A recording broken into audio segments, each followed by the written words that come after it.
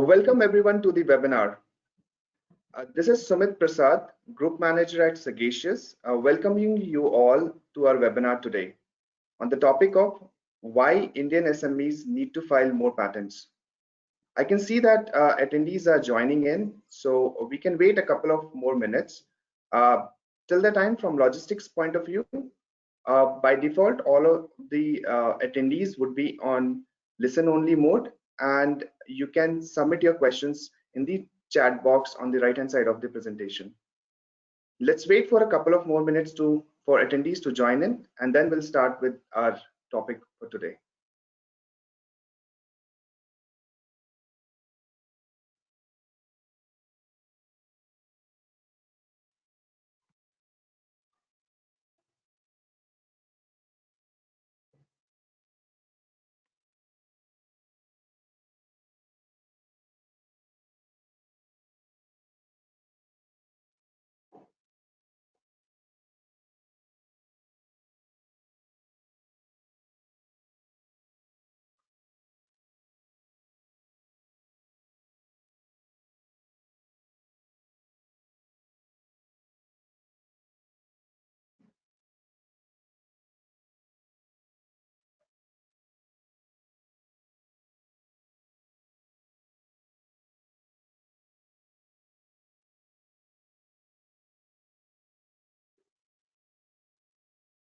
Good morning and welcome to everyone. I can see a lot of attendees have joined in the webinar. So before further delay, we can start with the webinar. Let me introduce myself once again for the people who have recently joined. This is Sumit Prasad, Group Manager at Sagacious, welcoming you all to the webinar today on the topic of why Indian SMEs need to file more patents. Before I go on and introduce this topic, let me let me introduce the esteemed speakers that I have with me on the session today.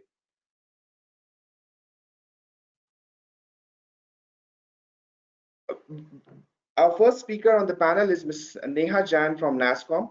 Neha is a manager at Research and Strategy Division at NASSCOM. She is a research professional with over 12 years of experience across different business sectors. At NASSCOM, her research focus areas include patents, mobility, and IT-enabled services. Welcome to the webinar, Neha. Thanks, Sumit. Thanks for having me. Next, we have Mr. Prateek Mohanta. Prateek is CEO at Sagacious, which is a 300+ IP professional company. Sagacious Research is a multiple award-winning IP services firm.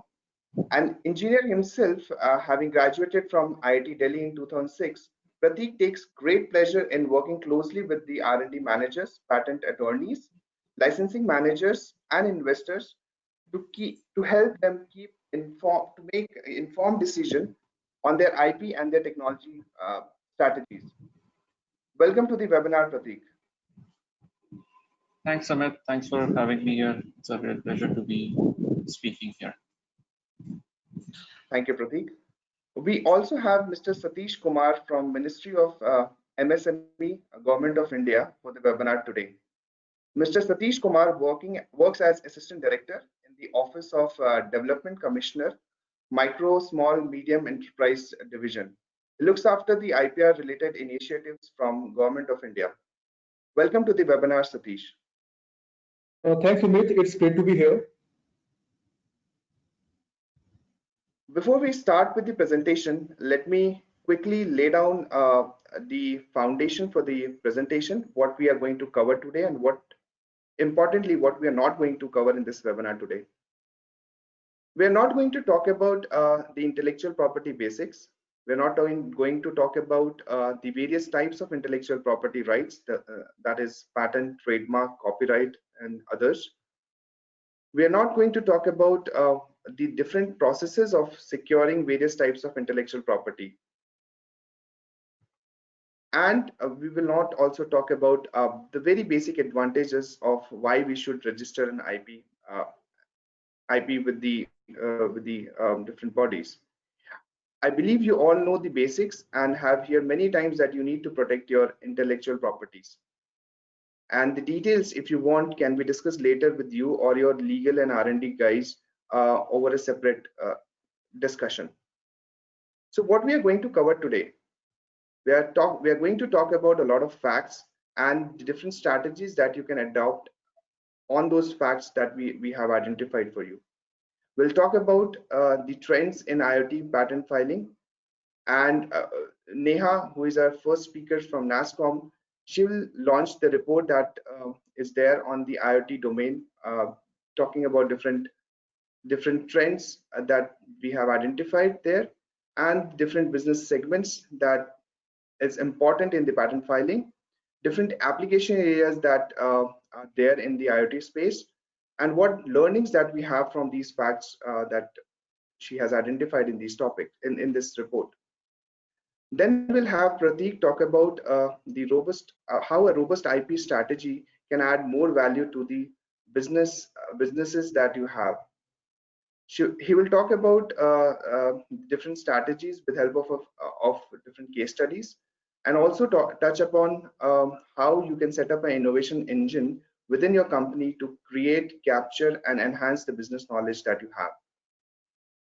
Towards the end, we'll have Mr. Satish talk about various government schemes, advantages of MSMEs and startups from the patent filing perspective. So now that we have set up the context, let me take some quick remarks from all the speakers on this topic and see what they have to say about this topic. So let me invite first Neha to share her initial remarks on the topic that we're going to cover in this webinar. Thanks, Sumit. So thanks everyone for joining in, and I hope everybody is keeping safe. Today, I would like to focus my discussion on patent filing trends on one of the key technology area, that is Internet of Things, popularly known as IoT, which has gained tremendous importance in the post-COVID world, and we expect that it would remain a key technology for countries across the globe to support the new normal. Something that we cannot deny right now is that the only way to survive in the current situation is to support our existence with the virus until, of course, there's a vaccine. And one key technology that could be a big boon for helping us do that is IoT. Thus, with that thought, I look forward to launch my report focused on the IoT patents which are filed in India with the esteemed set of panelists today and the audience that we have. Look forward for a great session ahead. Thanks, everyone. Thanks for joining. Thank you, Neha, for sharing your initial thoughts. Let me now have Prateek to share his initial remarks on the topic. Thank you, Sumit. So, and welcome to everyone. So, I think Sumit really did well in setting up the context earlier as to what we are not going to cover and what we are going to cover. So that was really well done. And I think it's important that we talk about, the strategy part of it and relate that to why the need exists. So in this particular situation, I would write my, what we'll be focusing on would be a more anecdotal analysis and, a more anecdotal way of explaining this with a lot of data and with a lot of case studies to actually highlight, why it is important and how this can actually be very valuable for a company. But at the same time, if not taken seriously, how disruptive this can, IP and not taking that seriously, and not taking IP seriously can become. So hopefully through the course of session, we are able to put this point across and we are able to, help people understand this a little better. Indeed, Prateek. Look forward for a great talk ahead. And now we can have Satish. And over to you, Satish. What do you think about this topic from government perspective? Well, thanks, Sumit. As you're aware that in 2016, we have launched our national IP policy with the objective to create an ecosystem for IP-intensive industries. Various IP reforms have taken place, including expeditious process of IP filing, strengthening of IP India office. Further, Government of India has revised its IP policy and various incentives being provided under schemes. Today, we try to cover benefits available for startups and MSME. I hope it will be a useful information for them. Sure, it will, Satish. Thank you, Prateek, Neha, and Satish for setting the context for this webinar. Before we move ahead, I invite our listeners to keep sharing their questions as and when they have it during the course of the session. They can share their questions via GoToWebinar question box on the right-hand side of the presentation window. I'll pick up those questions and ask them to our speakers after they finish their brief talks.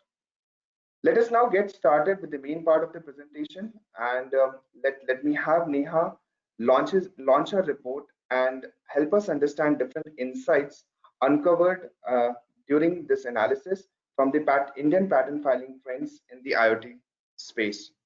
Over to you, Neha. Thanks, Sumit. So before I launch my report, I'd like to focus on why we've looked at IoT as the key technology for launching our report. So this year in April 2020, we did a follow-on report on emerging technologies that have gained prominence in patent filing in the US.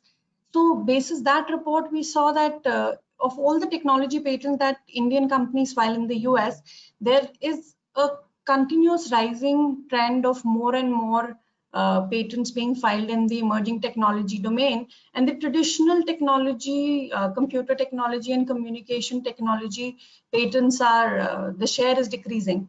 So taking that into account, we looked at how the shares of emerging technologies have gone up. And on the slide, you can see that, from a 37.6% share, that share has risen to nearly 60% over the last 5 years. And the key technologies that came to the fore were artificial intelligence, cybersecurity, Internet of Things, IoT, and cloud computing. So taking that into account, we decided on doing a focused report on IoT, as it makes more sense in the current post-COVID scenario where, a sensor-based technology will find a lot of usage and lead. So with that thought, I launched my report. Next slide, Sumit. Yeah. So the report titled IoT Driving the Patent Growth Story in India, that it broadly covers the global IoT overview, how the spending in IoT is going up, and what are the key segments that are in focus in the post-COVID world to achieve the new normal. We also look at what are the key IoT filing trends in India, how the IoT patents have grown, what have been the key filing trends based from a geographic perspective, from a signee perspective, and from the perspective of technology. So, and what do we see how the patent landscape would change maybe in the coming years? So if we look at how IoT spending, global IoT spending is expected to shift, then that overall IoT spending is expected to cross over $1 trillion by 2023, which is, quite a big number. And there is a expectation that by 2025 there'll be 75 billion connected consumer devices, which is huge. So this just shows that there will be a lot of focus on IoT in the coming years. Now, with the COVID scenario that we are dwelling right now, we are living with, the IoT has a lot of importance to achieve the new normal. And the key 4 areas where IoT will find a lot of usages in modernizing healthcare, disaster prevention, public safety and security, and manufacturing and supply chain. Why do we say so? The reason is in healthcare, there'll be a lot of focus on remote healthcare, telehealth, so remote patient monitoring, and all of these will need IoT as a key support technology. In terms of disaster prevention, there has been an MIT research that if we use some IoT technology with the tracking apps, we can actually help in tracking the patient zero in case of epidemics like the COVID-19, and we can easily find the affected contacts. So going forward, in such a scenario, while we are actually managing an epidemic right now, IoT can play a crucial role in managing the same. Public safety and security, it is needless to say that if, we will have to open up sooner or later, basis how the countries are managing COVID-19, the best way to manage this is to use sensors. We need to have zero common touch points. Now, the best way to have zero common touch points is to have sensors used at every point, at every public location, if we can. So there, apart from just tracking people through a sensor-based thermometer, there are other areas where you can use sensors to eliminate common touch points. Lastly, manufacturing and supply chain, since we want social distancing to prevail, less people on the floor, a lot of automation will come, a lot of automation in terms of both manufacturing as well as managing your logistics will have to come to the fore. Now, for that same thing, a lot of IoT usage will be there for location tracking. Now, coming to the report in terms of the key trends in patent filing, if we look at the numbers, if you can see the slide, then we have seen that, over the last 10 years, nearly 6,000 IoT patents were filed in India. Out of them, over 5,000 were filed over the last 5 years. So what we see is that IoT patent filing has gained major traction over the last 5 years, though it has been in the play for more than a decade. But the key reasons why it has seen a lot of uptrend over the last 5 years is because there is an increasing bandwidth availability. Plus, there is a number of devices which have built-in sensors. There is an increase in smartphone usage.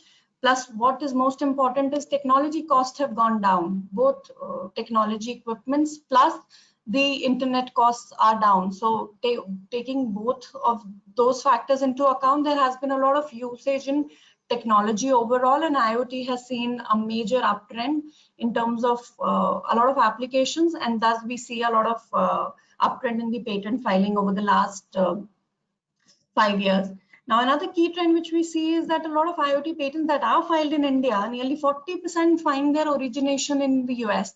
What we mean by that is the patents that are filed in India are first filed in the US. So 40% of such patents are first filed in the US before they are filed in India. And first filing in India is only for 33% of the patents. So that's also a key trend that we see a lot of patents coming from the US. Now, if you look at business segments, then electronics and electrical equipment manufacturers lead in terms of IoT patent filing in India, and more than 30% of the patents are coming from that segment. And the second important segment in terms of patent filing is semiconductor devices. So overall, semiconductor devices and electronic equipment together form more than 50% of the total patent filing in the business domain. So all the business entities, more than 50% of the patents are from these two areas. If you look at IT/ITES, which is the focus segment for us as NASSCOM, then we see that around 13% of the patents come from the IT/ITES domain. So that's a clear indication that manufacturing segments seem to be leading in terms of IoT patent filing in India, whereas we do see a good number of service providers also accounting for a nearly 20% share. So moving ahead. Now, if we look at the application areas, so in terms of the application areas, healthcare domain is leading IoT patent filing. So now in a post-COVID scenario, needless to say, healthcare has gained a lot of prominence. But interestingly, these numbers are for pre-COVID scenario, and we see that healthcare accounted for 30% of the Industry 4.0 patent filing. And one of the key usage of healthcare, IoT in healthcare is from the perspective of telehealth and remote patient monitoring.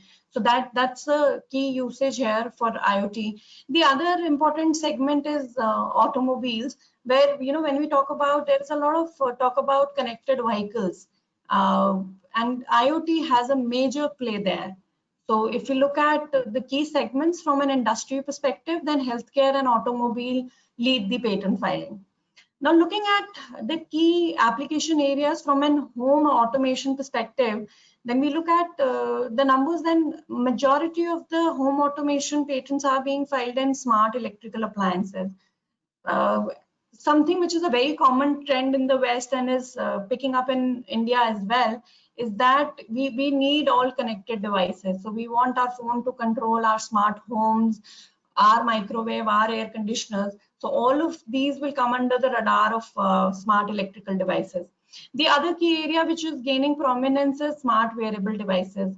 So one of the key reasons why again smart wearable devices are gaining prominence is I'll again link it to the health and wellness part of it. So with more and more people being health conscious, focusing on wellness, smart wearable devices are gaining a lot of prominence, and does IoT. Now, so we have looked at, what are the key trends. Now the key focus area for today would be, are there some learnings for Indian MSMEs? Definitely there are some. So we'll look at what can we learn. So something that came out as a key trend in the report was, MNCs lead IoT patent filing in India, and not with a small share, but a share as high as over 70%. So if you look at the overall numbers that are filed by the MNCs, they lead with a 70% share, whereas Indian companies and Indian startups, if we combine and see, that number is nearly 7%. So we can fairly see the kind of difference and the gap, the huge gap we have between MNC filing and the Indian companies filing. So that's I think these numbers are enough to show that we are kind of lacking, and there is a major gap in terms of Indian companies filing patents. So I think that's the major learning here. And it's not only about filing patents. If you look at the innovation, patents granted, that's happening. So of the total patents which are granted, 92% of the patents are from the MNCs. So of the total granted patents that are given in the IoT domain, 92% came from MNCs. And whereas this remaining share came from startups, then Indian companies and others include your universities and individuals. So something as a key learning is that we are not filing enough. One of the key numbers which can again see now, if you look at how many patents that, if I look at the ratio of filing to granted, so if I file X number of patents, I am given say 50% of them are granted. So looking at these numbers also, I see MNCs leading there. So I think there's a lot of learning for Indian companies and Indian MSMEs to focus on patent filing, which currently seems to be a big miss looking at these numbers. Now, with that thought, we have more insights in the report, and feel free to access that on our community. With that thought, I leave the floor to Sumit and Prateek, and request Prateek to show, give us more insights in other segments and how other companies in India and globally are managing patent filing. Thanks, Neha. Thank you for the comprehensive overview of the report. I'm sure this report is going to give audience enough data points to plan their business and IP strategy ahead. Before we go ahead, I have a real quick question from the audience. In the beginning of the presentation, you talked about different emerging technology areas. Do you think the Indian patent filing trend is same for all the other technology areas as well? So Sumit, to answer that, though we are yet to do our in-depth analysis on other technology, but I would really not be surprised, because I expect similar trends to emerge. One key reason being that the importance of patent filing and IP is still a myth among Indian companies, and more so among our startups and MSMEs. And somewhere that lack actually figures out clearly in the kind of numbers we see in IoT, and I expect similar kind of numbers to emerge in other technologies as well. So we are working on more such reports, and maybe in the course of the year you will find more such reports coming in. But basis my limited knowledge for now, I assume a similar kind of trend. Yeah.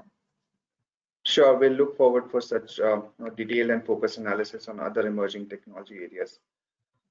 Okay, so now let me now invite Prateek to take us through the next part of the topic and hear from him how IP strategy should play a key role in defining the overall value of the business. So over to you, Prateek.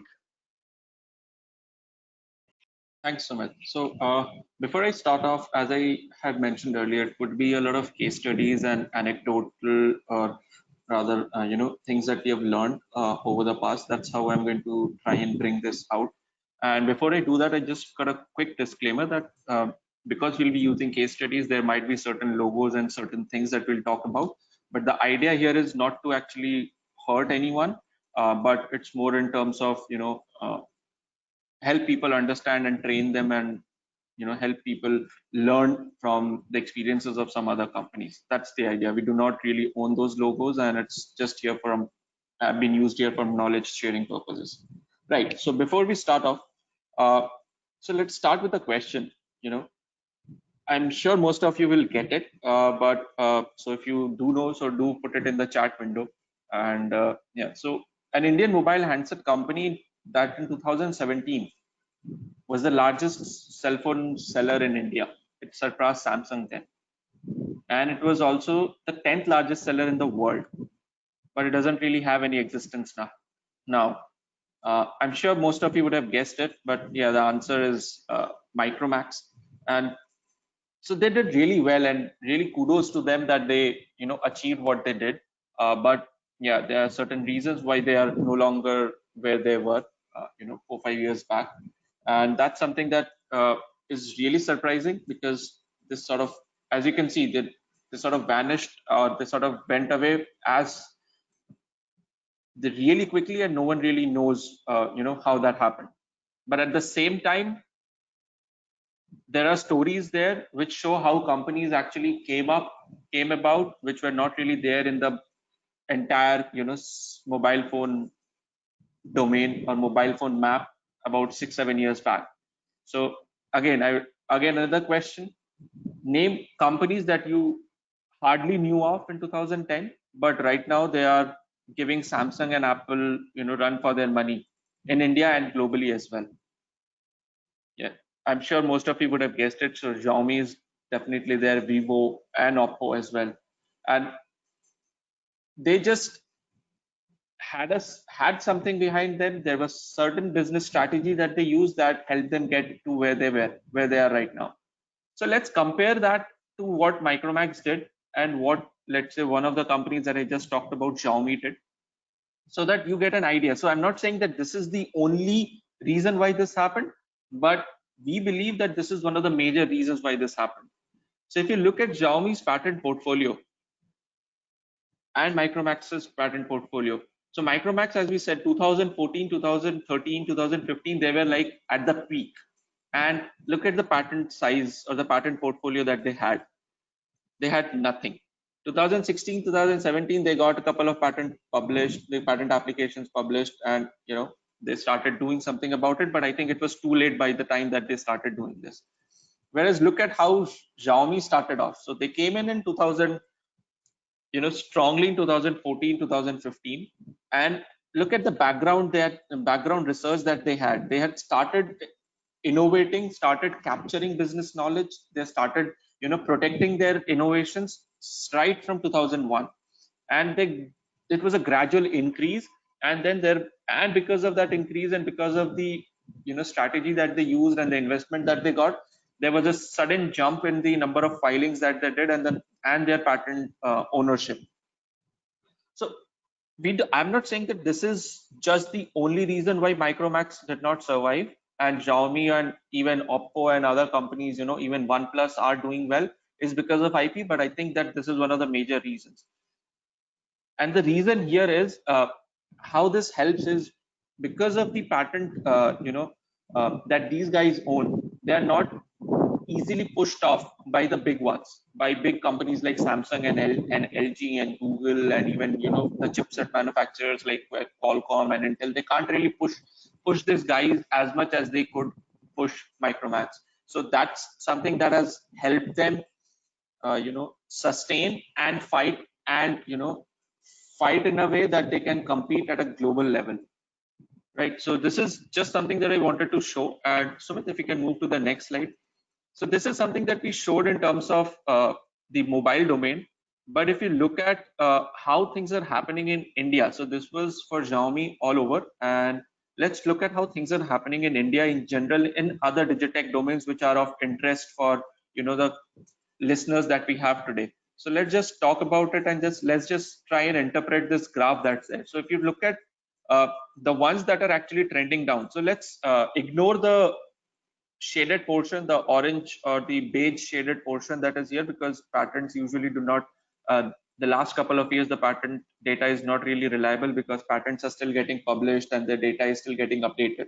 So we can ignore that. But if we ignore that part of it, how do you see the trend happening? What we see is in the key classes which are related to digital data processing, wireless communication, and the digital tech that we are talking about, the trend has been that it's been increasing over the last 4-5 years, and it has increased close to 50% increase, on an average of 50% increase in the patent filings. Whereas we see that there has been a decrease in filing in the more traditional, pharmaceutical and medicinal and also chemical related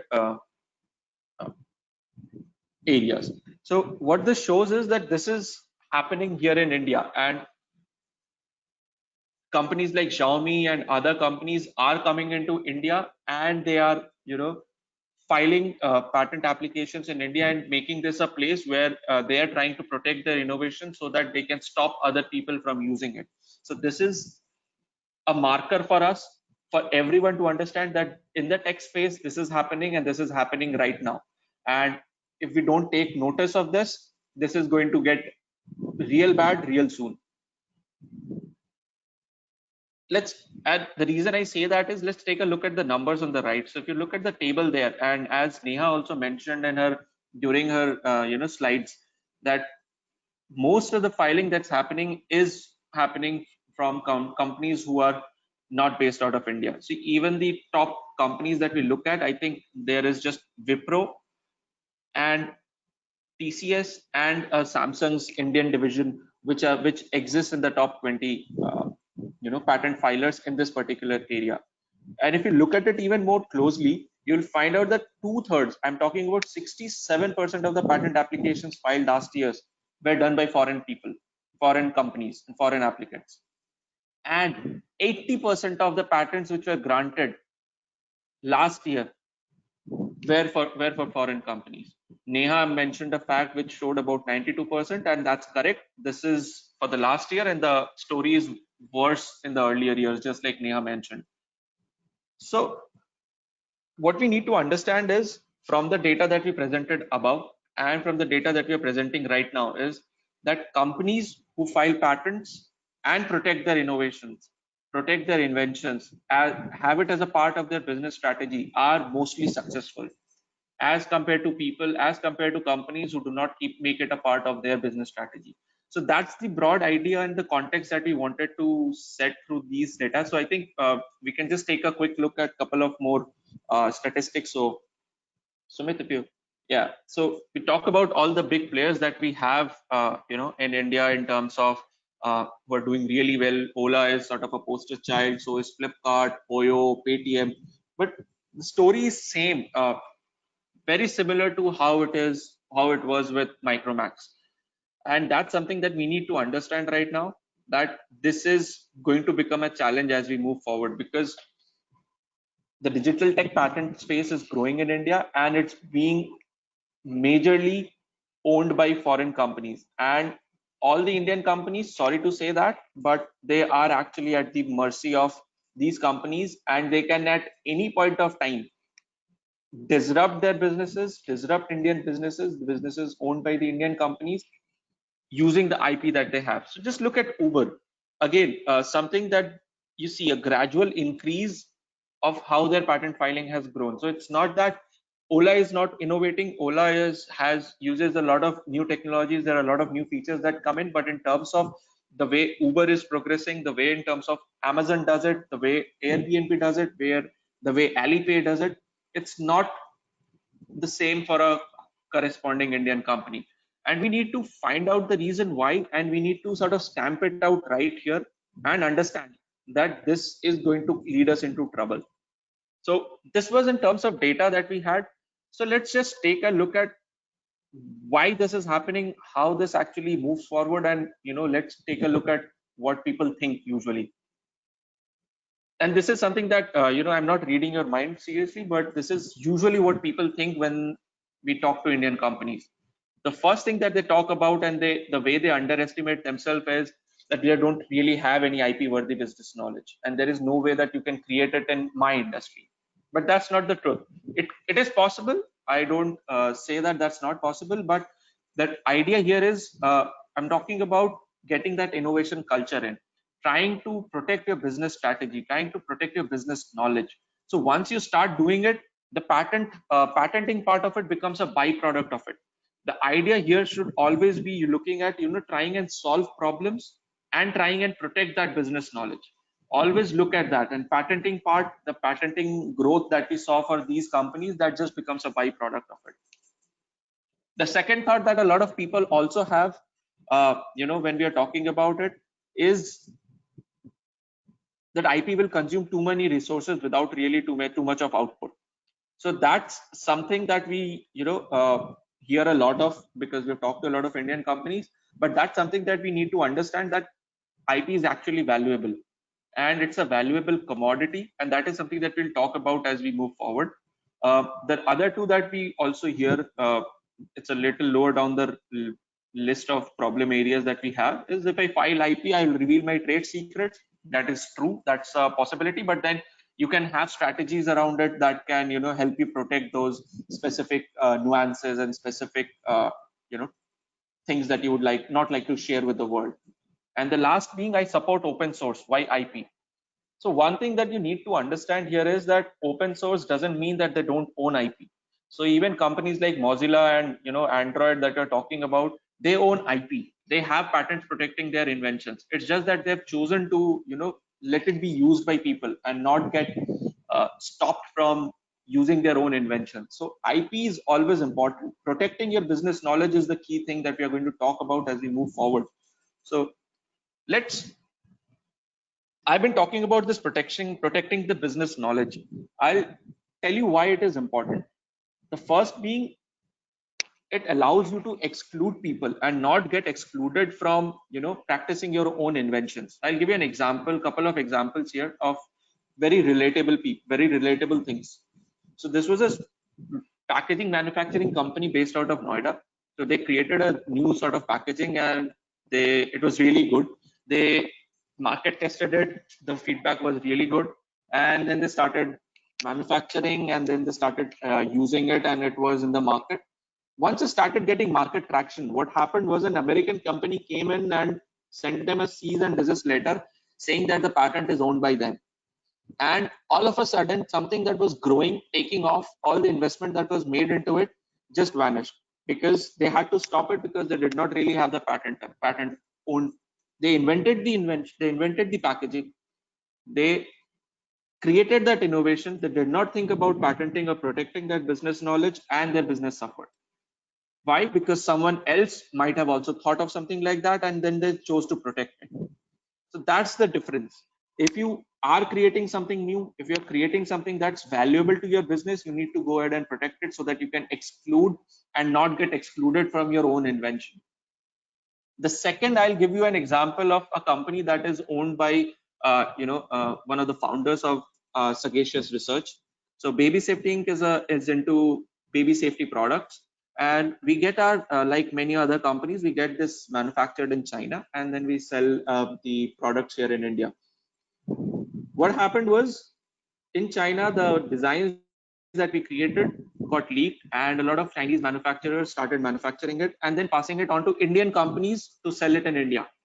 Now we had protection in China, we had protection in India as well. We could not enforce it in China for multiple reasons, not really conducive for legal environment, but we were able to enforce our legal rights and the IP rights that Baby Safety owned here in India over companies in India, and we were able to stop them from, using our own designs and selling it off here in India. So this, just because we had that idea and we had that thought behind that this is something which is valuable and needs to be protected, we were able to, keep our business in India intact and not let it get, devalued and not let it get diluted by someone else who is using something that's not theirs. So there is a lesson to be learned here. If there is something valuable, you need to have a mindset and a culture that it needs to be protected. Now, I understand my saying that seems easy, but I'll also talk about how to, get to it. So as we move forward on the slides, we'll talk about it. But another advantage here of, protecting business knowledge is that a lot of companies, maybe a lot of people who are here and a lot of companies in India do not really have markets outside India. But the idea here is that you can actually expand your revenues without actually going global. So I'll give you an example of ice manufacturing company based out of Delhi NCR. I think they have a factory in Manesar, and they came to us. They had this technology related to ice making, and they did a quick tweak to their technology which allowed the ice to come out without actually getting stuck to each other. And now they are actually innovating further on multiple other things. But this case I want to talk about is because they don't have market outside India. They don't do it outside India. But whereas in US, ice making is a huge market. They have ice making machines installed everywhere, and they can't really drink water, or they can't really, if you have been to US, you will know that they can't really drink water, or they can't really, have their soda and Coke and things like that without putting ice into it, irrespective of what the temperature is. So it's actually a big business there. And what they did was they sold off and licensed this technology to a biggest manufacturing company in US. And they're earning licensing revenues here in India based out of just the patent that they owned. And now that actually gave them a taste of this, and they're innovating further here in India and protecting it outside. And using that technology, they are getting licensing revenues just by, innovating and without really expanding globally.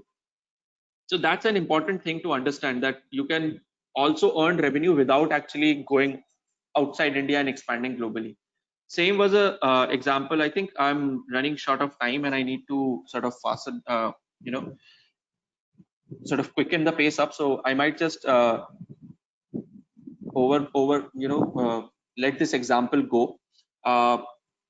And let's move to the next slide, Sumit. So yeah, I talked about a lot of about protecting your business knowledge. So let's talk a little bit more about the intricacies of how you set up a process and how you set up a system where you can set up this innovation management or a protecting their business knowledge kind of a system in your company.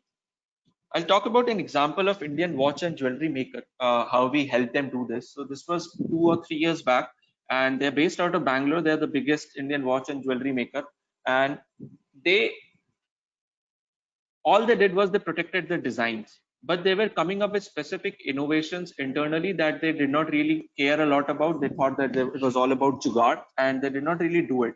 What we did was, when we met them, we showed them, the kind of innovations that is being protected by companies like Swatch and Casio from Japan, and they sort of understood what they were missing out on and what was actually patentable and something that can be captured. So a big company like that also had trouble identifying a problem which can, or identifying a solution which can actually be protected. So that's the first bottleneck that we need to clear, that there are things that can be protected, and everything that we sort of pass off as a jugaad or pass off as something which is not valuable is sort of a mindset change that we need to do. And the first thing that you need to do for that is understand if the solution that you're creating or the problem that you're solving, is that something which is solving a problem for a consumer, or is it something which is sort of more fundamental in nature and may disrupt the business altogether? Because the fundamental research is something which is easy to identify, and it is something that you can definitely, for example, the case of something that I was talking about the ice manufacturing company, it was very fundamental that it stopped ice blocks that come out from the machine from sticking. So that was fundamental. But there are other small problems that keep happening, and they're consumer centric problems. So if you are actually solving those problems through certain innovations, they are worth protecting. So that's the first thing that you need to understand. Identification is the most critical step, and it's something that we overlook as a company, as a because we have this habit of underestimating ourselves, we just overlook that. So that's the first thing that we need to take care of. The second is more in terms of incentivizing inventors to come up with those innovations, incentivizing inventors to come up with those problem areas, identify those problem areas, and then solving those problem areas. So that has to happen at a company level, and at a structural changes have to be made. The third being, once this is done, there has to be a process of identifying and having those inventions submitted to a central location where those inventions or the innovations that are happening can then be analyzed and then researched and then identified as to which are the best ones to take forward. And then the fourth step being adding value to the harvested invention. So once you have identified which inventions you want to take forward, why not add further value to it? Why not have further brainstorming sessions? Why not involve other stakeholders, maybe even your consumers, to help understand the problem and help solve the problem in a way that it can be resolved more effectively. And then the easier part is the IP creation and the filing part, and then the misuse monitoring. So all of this together can help you set up an innovation management process. So the important part being the identification and tackling the correct problem is something that you need to understand, and anything that is customer centric and probably solving a problem for a customer is protectable. Now, if you choose to do it or not is something that can be a strategic decision, but that is key to becoming an innovative company and becoming a company that sort of protects your business knowledge. So this slide sort of gives a quick overview of how this process can work. We will be sharing the slides with you so you can take a look at that stage. But the key idea that I would like to leave you with is protecting IP is important, especially because it can stop you from practicing your own invention. And second, it can add new revenue streams to you that you have not even thought of. So start identifying problems as a first step, and problems that are customer centric are the most important problems to identify and solve. So let's do that. Right. Sumit, that's it from my side, and I think for the filing and how government is helping, all of that is already in place. It is just that the awareness is lacking. So Mr. Satish can talk to you more about it and help you understand how you can actually make use of those government schemes. Right. Sumit, over to you and Mr. Satish. Yeah. Thank you, Pratik, for this elaborate coverage and talk. Before I go on and invite Satish to speak about this, I have a quick question, another relevant question from the audience. You talked about setting up innovation for companies who probably have an R&D setup or a innovation quotient in their business. But most of the companies in India, especially in MSME sector, are either distributors or suppliers. How should they take IP in their overall company strategy? Right. So it's a good question, and actually, it's actually should be something that they should also bring in as a part of their culture, because suppliers and companies who are suppliers or distributing stuff are closer to the company, closer to the actual customers, and they understand exactly, because they have already got a a customer who is waiting to be. So for example, let's take an example of suppliers for Maruti. Right. So there are a lot of OEM people here in India who supply to Maruti, and they're supplying specific parts. So if they can understand exactly what the problem exists with a specific part and they can innovate on it, the good thing about them is they already have a ready-made setup customer in terms of the supplying or the person that they're supplying to, the actual user or the final product maker. So they need to do it even more. For example, even in Germany, Switzerland, which are so industrialized and so mechanically driven countries, where you have companies like BMW and Mercedes, and most of the countries run using who are OEM suppliers, OEMs and supply to these companies. Even they have similar strategies. They work on specific innovations, and then they pass this on to the actual end product user, the end product developer. So that's just something that they should do as well.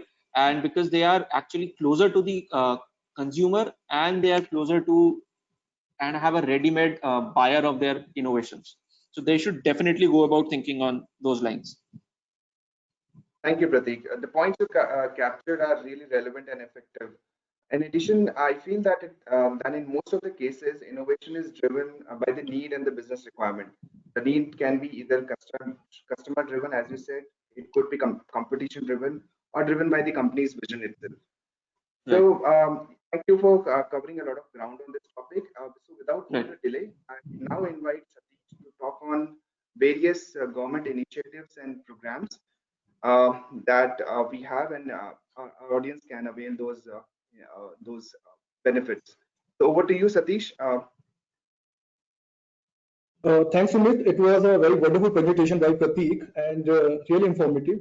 So today I'm just covering what are the benefits available, incentives available for SMEs and startups, and how they can avail it. So to start from the, what is the definition of existing definition of the MSME? So broadly, we have defined MSME in the two categories. One is the manufacturing, and other is the service sector activities.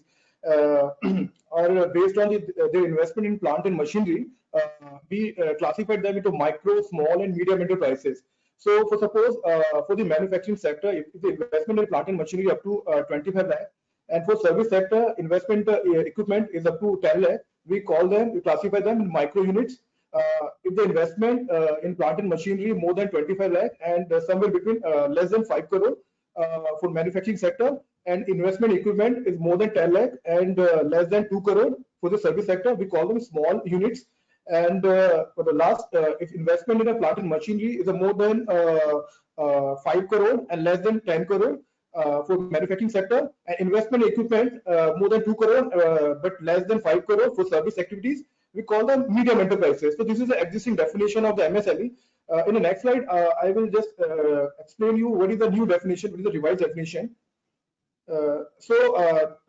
Just day before yesterday, we have notified a new definition that will be enforced from the 1st July 2020. That is the next month. So from the next month, the new definition will be like this.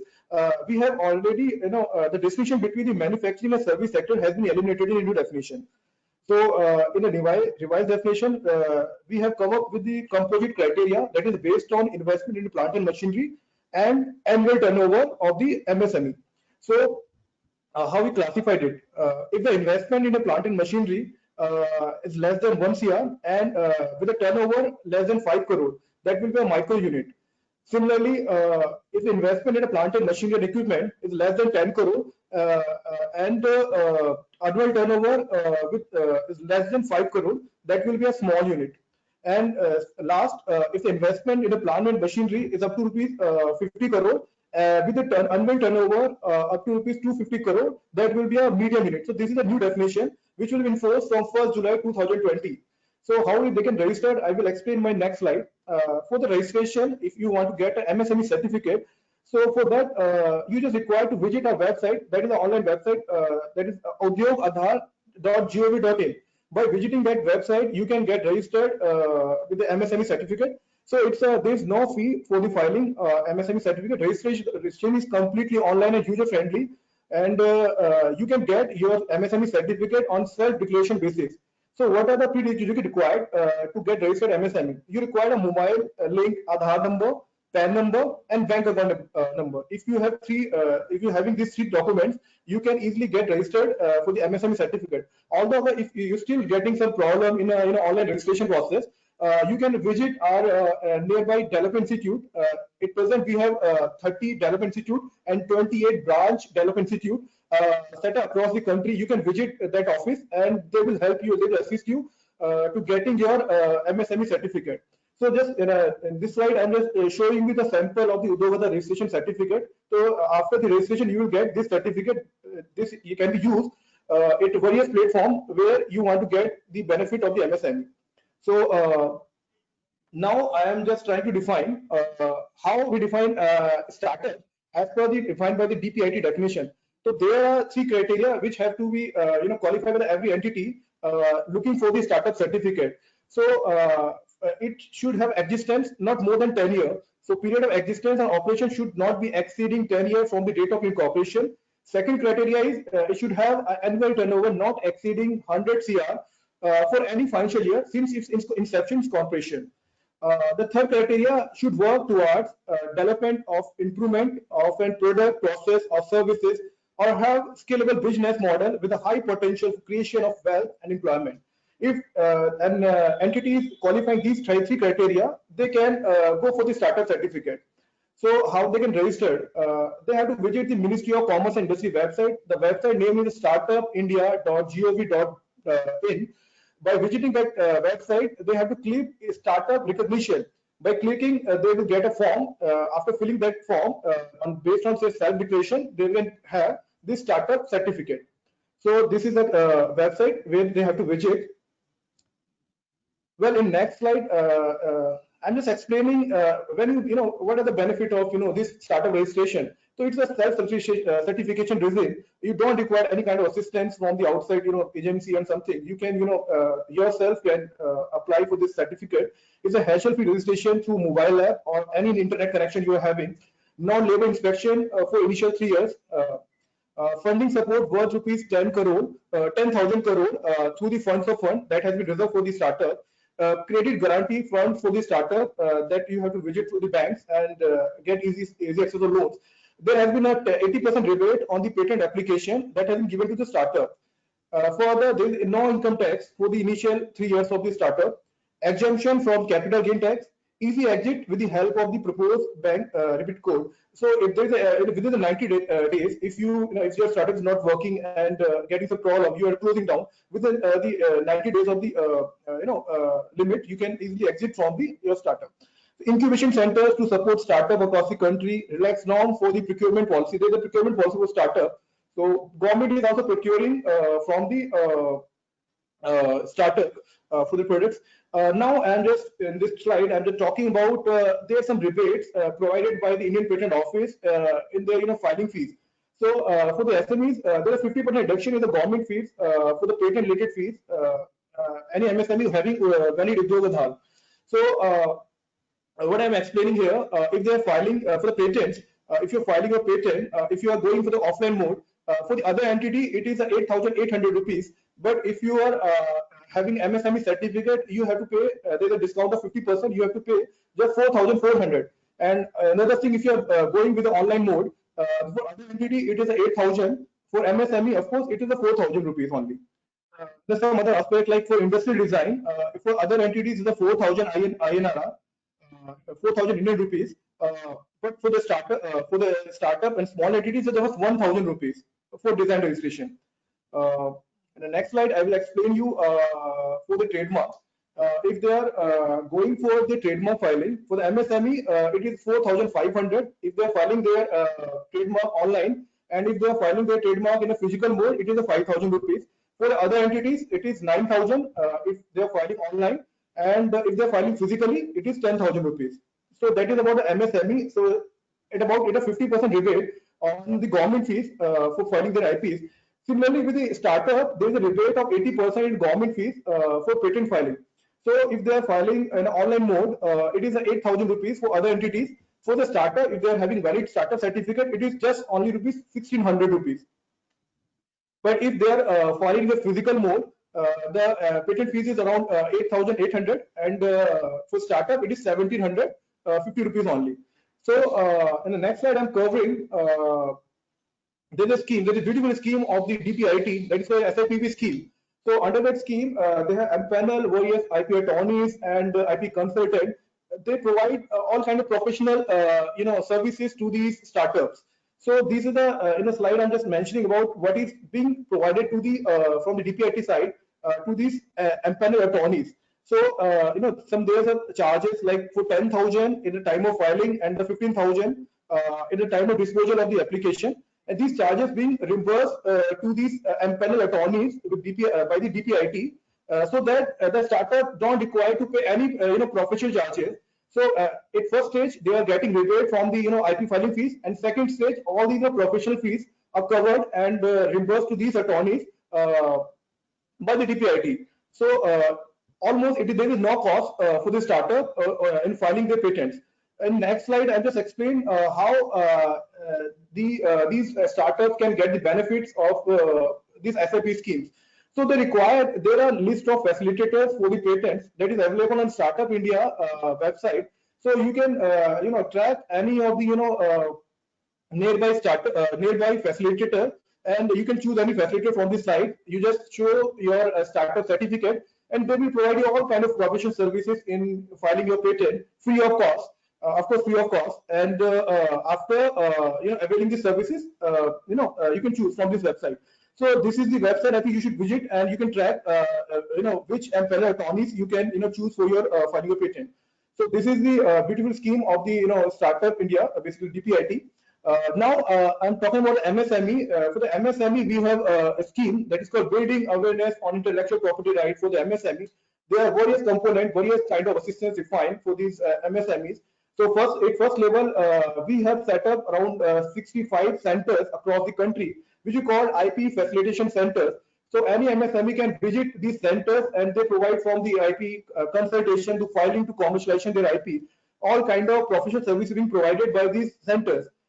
And second level, there are some financial support available for these MSME. So which I'm explaining, if they are filing for the Indian patent when they get the certificate, so there's a financial support of 1 lakh is available for these MSMEs for the Indian patent application. Similarly, if they are filing in some different countries for some foreign patent they are getting, so there is a financial support of rupees 5 lakh for the MSMEs. For trademark, we have a financial support of rupees 10,000, and similarly for the GIs, we have financial support of rupees 2 lakh. So this kind of financial support can be availed by this MSME. For the next slide, I will explain how they can avail these benefits. So if the MSME and intend to these, avail these benefits, they require to visit a website that is the application portal for this, reimbursement scheme. That is my.msme.gov.in. By visiting that website, they have to click on IPR MSME. Then they can click on the IPR reimbursement MSME, and the next slide, next icon, they can grant of the patent, and they will get an application, and and they can submit their application. So by submitting their application, they can avail these financial support provided by the Government of India, Ministry of MSME. If still they require kind of this confusion, they require some more information, how they can, what are the financial support available. There's a website that is the dcmsme.gov.in, where they can get complete details about this policy of the Ministry of MSME. So these are the benefits available for the startup and MSME I had covered. And I hope this will be very useful information, for the SMEs looking for some kind of financial support. Thanks to me. That's what from my side.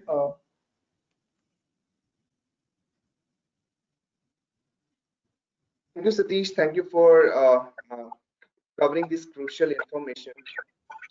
There's one question I was seeing in the chat box. It says that can MSMEs avail all these facilities coordinating online, or do they need to visit any relevant government office? Although you have covered it, but can you please elaborate on this aspect?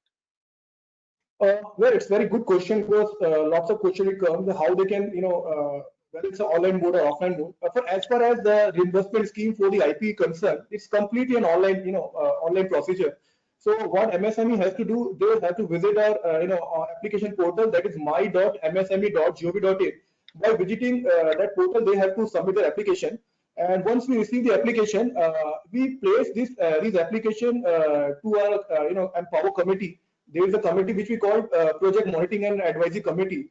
So after the approval of this advisory committee, we ask these SMEs to submit their bill vouchers to validate their expenditure to this to our office. So once we receive their their bill vouchers, expenditure statement, we reimburse to their respective account through our online financial services.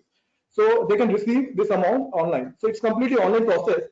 However, there's a few more benefits being provided by the Government of India, like some loan schemes are there, some kind of procurement schemes are there, some kind of marketing assistance schemes are there. So for that, MSME has to visit different offices of the state government and central government to avail those benefits. All right. I have another relevant question. You talked about felicitation center. Where can we access the list of those 65 IPR felicitation center? Okay, it's very good question. Actually, it's very question. It will be very informative for the MSMEs also. So any MSME is looking for for filing their IP, some kind of consultation, some kind of doubt whether it is patentable or not patentable. They are looking for prior search. So around 65 centers we have set up. That all information is available on our website, that is dcmsme.gov.in/schemes/IPR. So there you can get the address of this IP facilitation center. Also, we have converted all our development institute. That is also in each state we are having MSME development institute. That is our surrounded office. So there we have also converted these development institute into IP facilitation center. So all query related to their IP filing and IP kind of into commercialization, they can get all information from these development institutes. Okay. This is another question. A lot of questions are pouring in, so I'll just request our audience to stay with us for next 10 minutes. I apologize for the extension of the webinar session, but since these are important questions, I would like Mr. Satish to answer these questions. There's another question which is from a startup company. They say that can any kind of startup in any domain get MSME certificate, or there is a difference between startup and MSME? What we are definitely between MSME and startup. MSME are traditionally into the business. Startup is a providing solution through the use of technology to the existing problem. Like Ola is a very best example. India has there's a problem of pulling a car and taxi, and Ola has come up with a through the use of technology. So basically, startup is a technology-oriented thing. But yeah, there are cases, though units have registered for startup also and for the MSME also. So if they are qualifying that, I already have mentioned about the criteria. If they are qualifying that criteria, investment in a plant and machinery and turnover criteria, so they can apply for MSME certificate as well.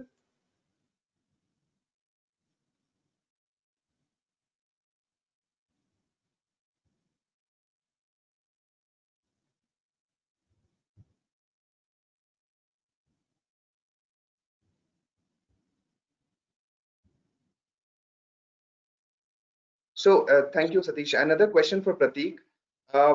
You showed a comparison of Xiaomi and Micromax, Uber and Ola. Have they adopted a similar innovation management policy for portfolio building, or there is something more to it? Right. I think to start off with, they did something very similar to this, where they started capturing innovation. But as you would have seen, there was a big jump at some point of time in terms of their patent ownership. So that was where they actually started buying patents and acquiring patents that seemed relevant to them, because it's obviously not possible for them to have that big of share. But the initial basic idea of the innovation management that I shared and that we talked about is something that almost all companies follow, in the sense of capturing that innovation and doing that. Acquisition was also a part of their business strategy, but that was sort of a parallel process of their business, of their innovation and IP creation strategy. So, and I think especially with COVID, I think this is actually a very good time to, if someone has the appetite and someone wants to do that, it's a good time to actually go ahead and do this, because a lot of patents and a lot of companies would be looking to, make use of and commercialize the IP that they hold, and generate value out of it. And also you might be getting good deals. We have already actually received 2 or 3 requests from some of our Indian clients to help them get their patents commercialized in multiple geographies. So yeah, this is a good time to do that if someone wants to do that. But overall, yes, even Xiaomi and Uber, so they started off with this innovation management process, and they still continue doing it, and they sort of supplemented it with the acquisition strategy that they had. Yeah, thank you, Prateek. Thank you for your comments on that. So there are a lot of other questions which are quite specific. So we'll try to address them separately. We have covered most of the broader questions. So on a closing note, this has been a wonderful session. I'm sure our listeners have great takeaways from this session and will be able to use several of these pointers when working on their innovation in-house or building their IP strategy along with the business strategy. I apologize that we have not been able to cover all the questions that we have received from the audience.